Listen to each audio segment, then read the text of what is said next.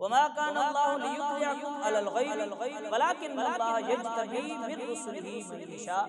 کہ اللہ رب العزت کسی کو غیب پر مطلع نہیں کرتا، لیکن جس نبی کو چن لیتا ہے اللہ اسے بھی غیب کا کچھ نہ کچھ علم عطا کر دیتا ہے۔ اب نبی کریم رؤوف رحیم صلی اللہ علیہ وسلم کو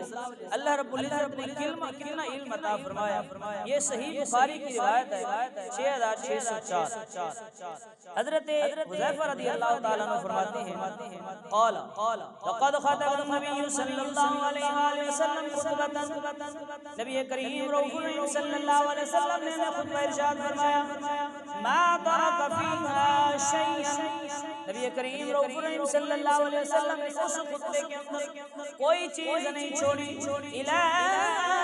قیام الساعۃ الا ذکر، نبی کریم رؤوف رحیم صلی اللہ علیہ وسلم نے منبر پر خطبہ ارشاد فرمایا۔ نبی کریم رؤوف رحیم صلی اللہ علیہ وسلم کے اس خطبے کا ذکر صحیح بخاری کی اور روایت کے اندر بھی ہے کہ نبی کریم رؤوف رحیم صلی اللہ علیہ وسلم نماز فجر کے بعد منبر پر جب آگر ہوئے عشاء تک چلتے رہے، نبی کریم رؤوف رحیم صلی اللہ علیہ وسلم خبریں دیتے رہے۔ حضرت حذیفہ فرماتے ہیں کہ اس خطبے کے اندر نبی کریم رؤوف رحیم صلی اللہ علیہ وسلم نے ہمیں کیا کچھ بتایا، ارشاد فرماتے ہیں الی قیام الساعۃ